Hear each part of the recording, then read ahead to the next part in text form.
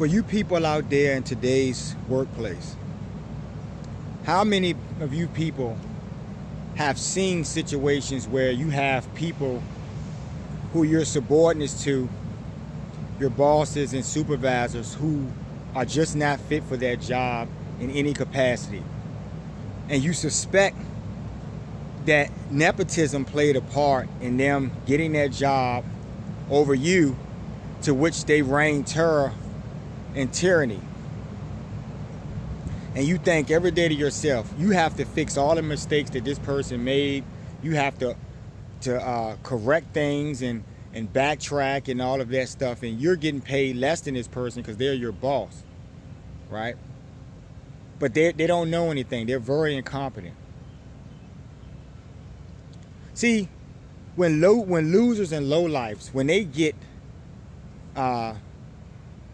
get blessed by nepotism, because it is like a blessing, I suppose, if you're working a job and you want to make more money, or you want to move up, and your auntie or your dad or someone in your family is already established with that company, they can just move you through the ranks. No hard work, no effort, right? No proficiency, just good old genetic ties. And in this case, these genetic ties shows that you're a lowlife and that you're dysfunctional and that you have poor genes because you're lazy. You don't have that inner drive that takes people to the top. The best of us. You don't have that. So you have to cut corners and shit. So y'all look at these people in y'all's workplaces every day. You want to knock one of them out, right? Because they're so bumbling and incompetent and grossly incompetent at that. You don't know what to do. You're at your wit's end. I wouldn't recommend leaving that job if you don't have a backup source of income. So, we're going to be realistic in this conversation. Really, what I want to do is, though, I want to talk about these people because I see too much of it. In my professional life, I'm all over the place, and I'm here and there. And so in these spaces, I see this in every place I go. In any corporation, any company, you see these same type of bullshit. Mom and pop businesses, of course. But you see this everywhere. These low functioning people who don't have a fucking clue when it comes to the proficiency of their task and job at hand. They don't know what the fuck to do. But that good old gene pool is how they got there, because that person who didn't necessarily sweat themselves because they didn't pass on the value to you. So we can assume that they lied, cheated, and stole their way to the top as well. And that's how that happened, because we can't believe that you have given your kids great work ethics. Because I'm looking at narcissists, dysfunctional narcissists, sociopath, idiots, lazy, calculating, bumbling people. That's what I'm looking at. All of those things in one breath. But that's what you all are. You're not worth the pay you're making. You're not worth anything. You're a faker. Many of you get stressed out because you're overworking, and then you look over your shoulder at this asshole, this coworker, or this boss or somebody, and they're just lowlifes. They don't have anything. And to add insult to injury, they go back and they backbite you, and they character assassinate, and they talk to other people about how you're not a good worker and how you don't do anything, but you're doing everything. So this is what many of you have to deal with. And that's why I recommend to those of you who have that entrepreneurial spirit to please pursue that. Start a business. Try to do something with your lives other than be slaves, because that's what's happening. Now, for those of us who are positioned in these slave camps, fine. Work your job. And I have respect for anybody who's going to put in a hard day's work and then do that for several years until it's over with, until they can retire. And they would have, put their time in, and they earned it. But what about all of the people who will earn mass amounts of money over you? And the reasons why they qualify for the money is based on their proficiency and their experience, but they don't have any. So there's a loophole somewhere. Now, who's holding that loophole? Who's guarding that loophole? Right? Who's guarding that? The people who gave you the job, right?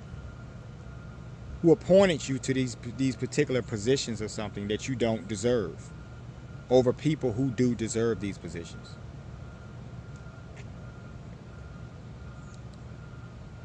Some of you motherfuckers can't even make a cup of coffee, but you get paid tons of money. I'm not going to get in your pockets and worry about what you have. I'm focused on me. But I was just making a point. I see this so much with these individuals. You know, they don't provide anything. They're not worth any goddamn thing. You know? So they're nepotist minded folks put you in there. You know? And then on top of that, you're narcissistic or you're sociopathic. And then you use the job, right, to inflict pain on all of your subordinates and your underlings. You inflict pain. You know?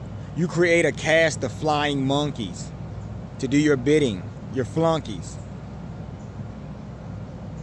And you'll throw them a few perks here and there, a few bones, scraps, until you're finished with them, to which you'll discard them as well, because you don't live for anything other than the game and the pain you create. So you people, and really let's bring this in and get the most out of this conversation. You people out there who are hard workers, fight the good fight, keep your nose to the grind, and if you have a creative mind and you dream of bigger things, explore those dreams, right? Don't get stuck in a dead-end job. Try to do something else with your life besides, you know, working for a slave driver. You know? Working for people who clearly don't deserve what they have over you in this job capacity, right? You're not jealous, but clearly fair is fair, right? So when you create your own businesses and companies, you can be fair and you will get to be the boss and you'll get to make the rules. And you'll set those rules to a high standard because you only want good employees and people that are going to foster a good atmosphere in the workplace. Those are the kind of people you want working at your company that you founded. Right? Weed out all of the sociopaths and lazy bullshitters. Weed them out. You'll be better off. Don't worry about it. Karma has a way of dealing with everyone. Any soul on this planet, no one is free from karma. So the ass that you kick today will be the one you kiss tomorrow.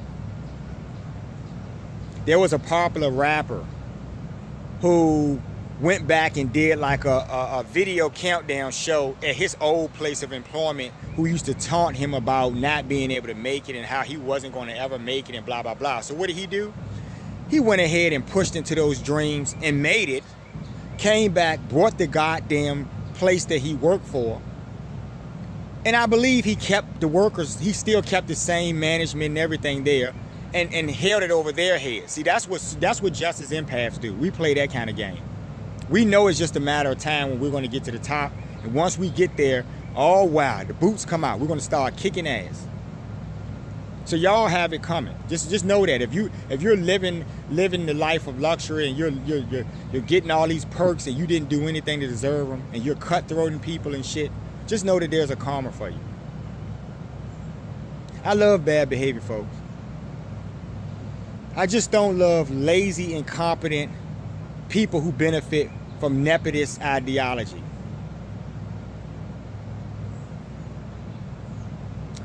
Like and share the videos. You guys have a good day.